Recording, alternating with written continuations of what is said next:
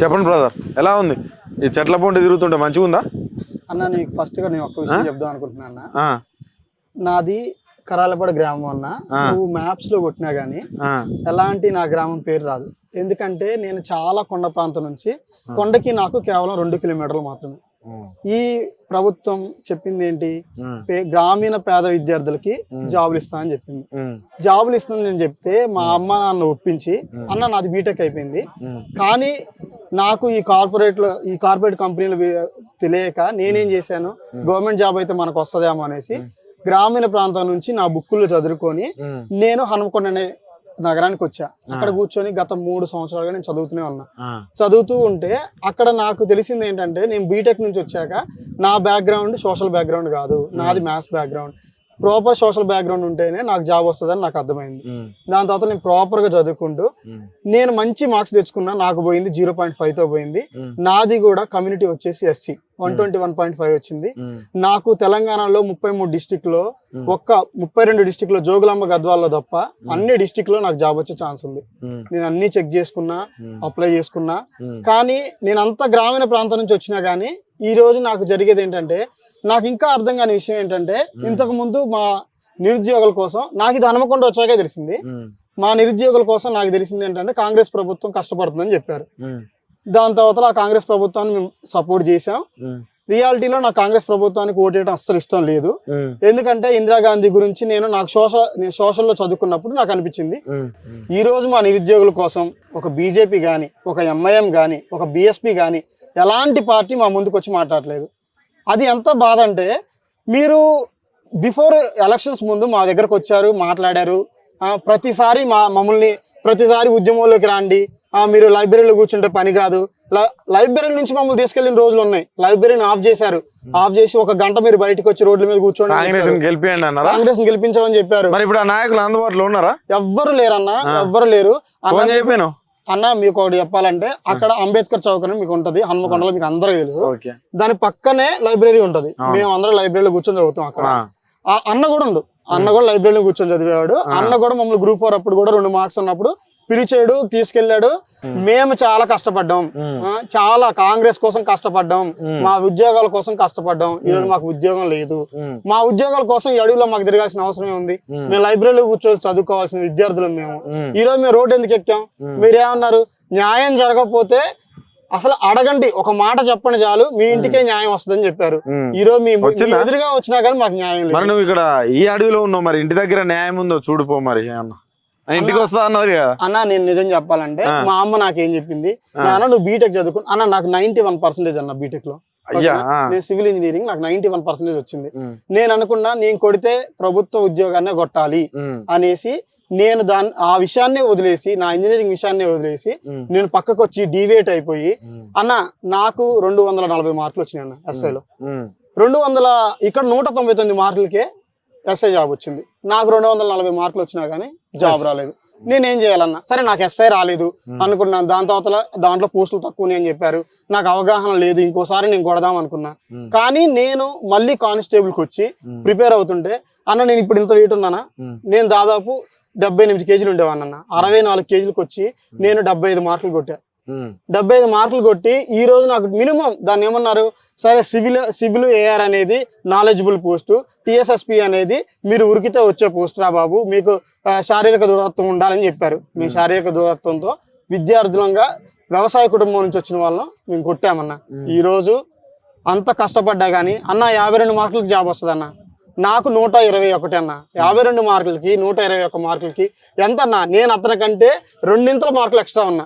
అప్పుడు నేను ఏం చేయాలన్నా? నాకు బాధ ఉండదా అన్న? నేను ఖమ్మం తావతల సత్తిపల్లి అన్న, సత్తిపల్లి నుంచి పెనుబల్ అన్న, పెనుబల్ నుంచి కరాలపాడన్న, కొండ పక్కన ప్రాంతం మాది. తాళ్ళపేట రెవెన్యూ అంటేనే మా గ్రామాన్ని గుర్తుపడతారు. అయినా కానీ ఈ రోజు అక్కడ నుంచి నాకు ఇక్కడ రావాలంటే 800 రూపాయలు అయిందన్న. నాకు ఎవరు ఇస్తారు పైసలు? ఇట్లా ఒక 10 సార్లు వచ్చినట్టున్నారు కదా? 10 సార్లు కాదన్నా, ఎన్నో సార్లు వచ్చాను. ఓకేనా?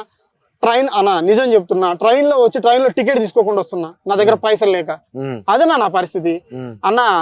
అంటే ఇంత బాధపడుతున్నాం మేము విద్యార్థులుగా, నిరుద్యోగులకి. అన్న ఒకవేళ మా మీద మీకు దయ ఉంటే దయచేసి 46 అభ్యర్థులు మేము, మాకు దయచేసి ఒక 3,000 ఉద్యోగం మాకు కల్పించండి, మాకు మెరిటే లేదనుకుంటే మమ్మల్ని తీసేయండి, మెరిట్ ఉంటేనే మాకు జాబ్ ఇవ్వండి. ఎవరు రేవంత్ రెడ్డి మీకు అనుకూలంగా ఉన్నాడు అంటారు మరి?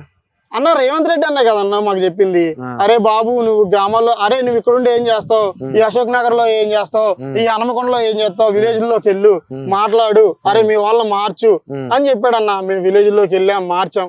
అప్పుడు అంతే కదా. ఇప్పుడు నేను కాంగ్రెస్ కూడా నేను ఎందుకు ఓటాను అంటున్నంటే నాకు మళ్ళీ న్యాయం జరగదు.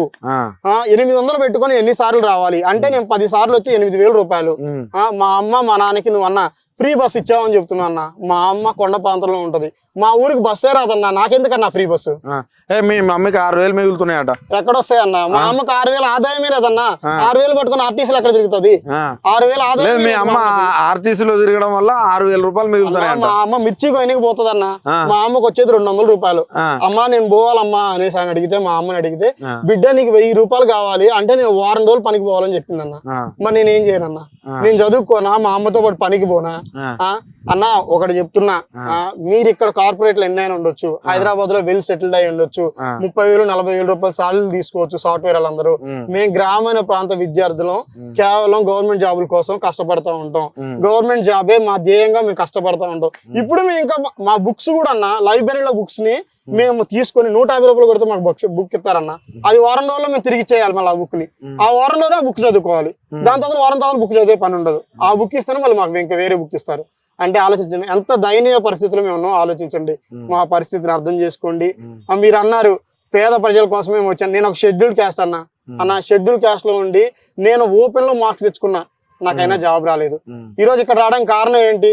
కేవలం నాకు న్యాయం జరిగిద్దేమో చేసిన. మరి ఇక్కడికి రావడానికి కారణం ధర్నా చేయడానికే కదా. అంటే నాకు శూన్యం కనపడుతుంది అన్న ఇక్కడికి వచ్చాక. నిజానికి మా గొంతునైనా వ్యక్తపరుద్దాం అనుకున్నాం అన్న. రియాలిటీలో నేను ఇక్కడ మాట్లాడేంత నాకు అసలు ఆలోచన కూడా లేదు. అన్నోళ్ళతో పాటు నేను నుంచుందాం అనుకున్నా. ఈ రోజు నేను ఎందుకు ఇక్కడ మాట్లాడుతున్నా, మా గొంతుకునే నొక్కేశారు అన్న. గ్రామీణ ప్రాంతం నుంచి వచ్చి నాకు ఏం మాట్లాడాలో కూడా తెలియదు. ఈ రోజు నేను ఇంతగా మాట్లాడడానికి కారణం ఏంటి? నా బాధ. నాకు నిజంగా బాధ లేకపోతే నేను ఇంత ఎందుకు మాట్లాడుతున్నా? నాకు ఇంత అన్న పొద్దున వచ్చా అన్న, ఇంతవరకు భోజనం లేదన్న, నైట్ ఎప్పుడు ఎక్కా అన్న, తినలేదు, వచ్చాను. అన్నోళ్ళు ఏదో చేస్తారంటే ఈ అడవిలో తిరుగుతున్నా అన్న. ధర్నా నాకు అసలు రియాలిటీలో అన్న ఇందిరా పార్క్ అని చెప్పారన్న. ఇందిరా పార్క్ ఎక్కడో కూడా నాకు తెలియదు అన్న. నేను ట్యాంక్ బండి మీద దిగి 2 కిలోమీటర్లు నడిచా అన్న, అక్కడికి ఇందిరా పార్క్ వచ్చా. ఇందిరా పార్క్ నుంచి మళ్ళీ అక్కడ నుంచి విక్టోరియల్ భవన్ అన్నారన్న, అది నాకు తెలియదన్న. మళ్ళీ నేను ఇక్కడ రావడానికి మళ్ళీ 2 కిలోమీటర్లు నడిచా. ఇంత దూరం నడిచి వచ్చి ఇంత చేస్తున్నా కానీ మినిమం మా వాణి వినడానికి ఎలాంటి మీడియా కానీ ఓకేనా, ఎలాంటి ప్రభుత్వం అన్న. నేను ముందు ఒక్కటి చెప్దాం అనుకుంటున్నా. ఒక ప్రభుత్వంలో ఉన్నప్పుడు ప్రభుత్వానికి సపోర్ట్ చేయనప్పుడు, ఒక పార్టీలో ప్రభుత్వం ఉంది. ఆ రోజు బీఆర్ఎస్ ఉన్నప్పుడు వచ్చేదా వాటర్ అన్న? మేము 2 సార్లు 2 పంటలు ఈ 10 సంవత్సరాలు కళ్ళు మూసుకొని పండించుకున్నాం అన్న. మరి ఇప్పుడు ఏమైంది అన్న? సాగర్ వాటర్ రిలీజ్ చేయలేదన్న. సాగర్ వాటర్ రిలీజ్ అయిపోతే మాకు సాగర్ వాటర్ రాలేదు అనుకున్నా. సాగర్ వాటర్ రిలీజ్ అయిపోతే గ్రౌండ్ వాటర్ ఇంప్రూవ్ కాదు. మా దగ్గర బోర్లు ఉన్నాయి, బోర్లు గుద్దినతేనేమో వాటర్ రావట్లేదు. ఏమో తల్లిదండ్రులు కూలీలు చేసి డబ్బులు పంపిద్దామంటే వ్యవసాయం లేదు. ఇక్కడ నువ్వు ఉండి ఫ్రీగా చదువుకుందాం అంటే ఇక్కడ ఫ్రీగా చదివించేటోళ్ళు లేడు. అటేమో రేవంత్ రెడ్డి వాళ్ళ కాంగ్రెస్ పార్టీ ఏమో మిమ్మల్ని ప్రలోభ పెట్టి ఓట్లు వేసుకుంది, ఆడ కూర్చున్నారు. ఇదంతా చూస్తుంటే నీకు ఏమనిపిస్తుంది అన్న? నాకు ఒకటి అనిపిస్తుంది అన్న. ఆ రోజు కాంచీరామ్ ఒకటి చెప్పాడన్న, ఒకవేళ నీకు న్యాయం జరగకపోతే నువ్వు గన్ను పట్టుకో అనేసి అన్నాడు, లేకపోతే కత్తి పట్టుకో అనేసి అన్నాడు. ఈ రోజు కూడా మాకు న్యాయం జరగకపోతే మేము గన్ను పట్టుకోవాలో కత్తి పట్టుకోవాలో మాకు అర్థం కావట్లేదు అన్న. ఎర్ర జెండా అన్న, నేను నిజంగా చెప్తున్నా, మా కొండ ప్రాంతంలో మాకు నిండుగా నిలిచేది ఎర్ర జెండా అన్న. మా భూముల మీదకి పెత్తందారులు వచ్చినా గానీ, మా మీదకి ఎవరైనా వచ్చినా గానీ మా వెనకాల ఉండేది ఎర్ర జెండా. ఆ ఎర్ర జెండాలో మేము గెలవాలా? రేపొద్దున మేము కూడా అడవిలో ఉండి బుద్ధి చెప్పాలా? మాకు అర్థం కావట్లేదన్న. దయచేసి మమ్మల్ని ఒక ప్రజాశక్తులుగా కాకుండా ఓకేనా విద్యార్థులుగా ఉంచి అన్న. ఈరోజు నేను బీటెక్ చదువుకుంటూ ఇంతలా మాట్లాడుతున్నానంటే అర్థం చేసుకోండి. మాకెళ్ళి న్యాయం లేకపోతే మాకు న్యాయం చేయొద్దు, న్యాయం ఉంటేనే న్యాయం చేయండి. దయచేసి ఆ న్యాయాన్ని మీ దగ్గర నుంచి మేము కోరుకుంటున్నాం. న్యాయస్థానాలు మాకెళ్ళి న్యాయం ఉందని చెప్తున్నాయి. మీకు కూడా తెలుసు, హైకోర్టులో రేపు కేసు ఉంది. బిఫోర్ వాదనలో కూడా మీరు విన్నారు ఆల్రెడీ. ప్రతి దాంట్లో మాకు పాజిటివ్ గా ఉంది. వాళ్ళకి మీరు ఎందుకు అన్యాయం చేశారని జడ్జి గారే అడుగుతున్నారు. జడ్జి గారు అడుగుతుంటే మీరు ఏజీ గారిని దించి ప్రభుత్వ సలహాదారులను దించి వాళ్ళకి సలహాలు ఇచ్చి మాకు జాబులు రాకుండా చేయడం ఇదంతా దారుణమైన విషయం అన్న. వాళ్ళకు కూడా సలహాదారులు ఇస్తున్నా, వాళ్ళకు కూడా సలహాదారులు అన్న. ఏజీకి ఏఏజీకి అడ్వకేట్ రామారావు వీళ్ళందరూ వచ్చేసి మా 46 గురించి వాదిస్తున్నారన్న, నీకు నిజంగా చిత్తశుద్ధి ఉంటే వాదనలు విని మాకు జాబే ఇవ్వచ్చు కదా. ఇంత దారుణమైన వ్యక్తి సత్తుపల్లి కాంగ్రెస్ నే గెలిపించారు మళ్ళా అన్న. ఒకటి చెప్తున్నా, ఇదైతే మీరు మంచి క్వశ్చన్ కూడా అడిగారు అన్న. సత్తుపల్లిలో కాంగ్రెస్ బిఫోర్ ఉందంటే మీరు అడగండి. మా దగ్గర సండ్ర వెంకట వీరయ్య అన్న ఎమ్మెల్యే బిఫోర్ దాదాపు 4 సంవత్సరాలు గెలిచాడు, 4 సార్లు 4 టైమ్స్ గెలిచాడు కంటిన్యూగా. మట్టా రాగమని ఒక లేడీ అభ్యర్థి, ఆమె ప్రాపర్ గా జనాలకు కూడా తెలియదు, అంటే ఒక విలేజ్ కూడా వచ్చే పొజిషన్ ఆమె దగ్గర లేదు.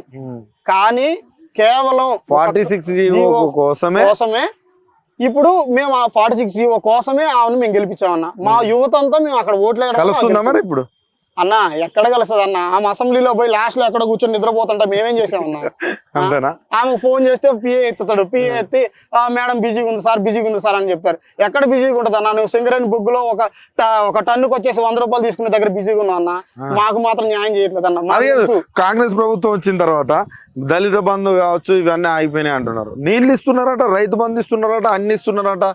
అది వాస్తవేనా? నీకు పల్లెటూరు అంటున్నావా? నీకు అవగాహన ఉండాలి దానిపైన అన్న. 100 రోజులు ప్రభుత్వం అని చెప్పావన్నా. ఒక్కసారి నువ్వు కెమెరా పట్టుకుని గ్రామాల్లోకి రా, ఓకేనా? మా ఊరే తీసుకెళ్తానా నిన్ను. ఎవరైనా గానీ నీకు దళిత బంధు పడింది, దళిత బంధు పక్క పెట్టే అన్న. అది 10 లక్షల విషయం, 13 లక్షలు ఇస్తున్నా అన్న, అది పక్క పెట్టే అన్న. వాళ్ళు ఏం తప్పు చేశారన్న? పాపం మా ఊర్లో 7 ఇల్లులు సెలెక్ట్ అయినాయి అన్న. 7 ఇల్లు సెలెక్ట్ అయినప్పుడు ఆ 7 ఇల్లుల్ని నువ్వు మళ్ళీ రీకాల్ చేసినావు. గృహలక్ష్మి పెడతా అనేసి అన్నావు అన్న.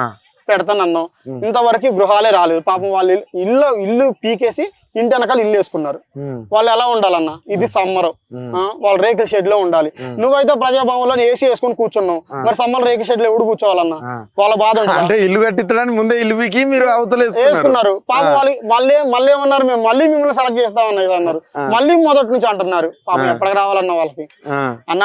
మెయిన్ గా మనం డివేట్ కావడం కూడా కాదు, ఇది ఉద్యోగ సమస్య. కేవలం group 2, group 1, group 3, group 4 groups అంటున్నావు. వాటిని కూడా పెంచేస్తామన్నారు, మళ్ళీ అయ్యే చేసారు దానిపైన అన్న. నువ్వు నిజంగా చూడన్నా, 33 డిస్టిక్లు అయిందన్న. 10 డిస్టిక్ల నుంచి మంది 33 డిస్టిక్లు అయింది. 33 డిస్టిక్లు అంటే ప్రతి డిస్టిక్ లో ఒక రెవెన్యూ గ్రామం వస్తుంది కదా, రెవెన్యూ మండలం వస్తుంది కదా, రెవెన్యూ జిల్లా వస్తుంది కదా. రెవెన్యూ వచ్చినప్పుడు ప్రతి దగ్గర 10 పోస్టులు ఇంక్రీజ్ అవుతాయి. 30 × 10 వేసుకున్నా ఎంతన్నా? 300 పోస్టులు, ఓకేనా? డిస్టిక్ 300 పోస్టులు వేసుకుంటే దాదాపు 33 డిస్టిక్లు అంటే ఎంత? దాదాపు 3 × 27 2,700 పోస్టులు అన్న. 2,700 పోస్టులు ఏ రెవెన్యూ? దాదాపు ఎంఆర్ఓ పోస్టులే ఉండాలి కదన్న. మరి ఎక్కడ ఉన్నాయి? రిటైర్మెంట్కి చాలా మంది ఉన్నారు. రిటైర్డ్ అయిపోయే వాళ్ళని మరి వాళ్ళని కౌంట్ చేసేసి మరి పోస్టులు పెంచితే మేము బాగుపడతాం కదన్న. మళ్ళీ మేము కూర్చోవాలి, మళ్ళీ ఎగ్జామ్ పెట్టాలి, మళ్ళీ డబ్బులు కట్టాలి, మళ్ళీ వెళ్ళాలి అన్న. పేదల ప్రభుత్వం కదా అన్న. పేదల ప్రభుత్వం అంటే ఈ రోజు ఈ అడవిలో నేను ఎందుకుంటా, మీరు ఎందుకుంటారన్న? 800 పెట్టుకుని అక్కడి నుంచి ఇక్కడ దాకా ఎందుకు వస్తా అన్న? పేదల ప్రభుత్వంలో వస్తారు, ఇట్లా ఏం కాదు. అన్న 46 అయితే చాలా దారుణమైన విషయం అన్న. దయచేసి మాకు న్యాయం చేయండి అన్న. మీ మిర్రర్ టీవీ నేను ఒకటే అడుగుతున్నా, మీరు మా ఫస్ట్ నుంచి సపోర్ట్ చేస్తున్నారు. నేను మిమ్మల్ని యూట్యూబ్ లో ఫాలో అవుతున్నా కంటిన్యూగా. దయచేసి మీ ప్రతి విషయాన్ని 46 గురించి ఆకాశాన్ని చెప్పే ప్రతి విషయాన్ని మీరు చెప్తూనే ఉన్నారు. ప్రతిదీ అప్డేట్ చేసుకుంటూనే ఉన్నా. ఈ రోజు నేను ఇక్కడ వచ్చేదానికంటే ముందు కూడా మీరు నిన్న చెప్పిన ధర్నా చౌక్ కూడా అప్డేట్ అయ్యి ఇక్కడికి వచ్చాను. దయచేసి మా 46 మీద అన్న, ప్రధానమైన మీడియాలు అక్కడ కూడా ఇక్కడ లేవు. మీరే మాకు ప్రధానమైన మీడియా. దయచేసి మాకు న్యాయం చేయండి.